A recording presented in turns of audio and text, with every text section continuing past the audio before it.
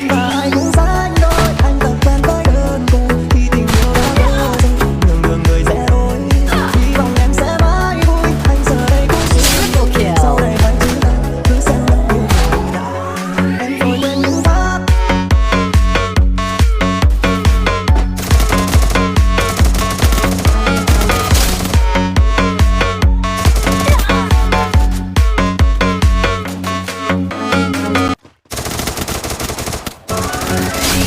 Ta đã từng chia sẻ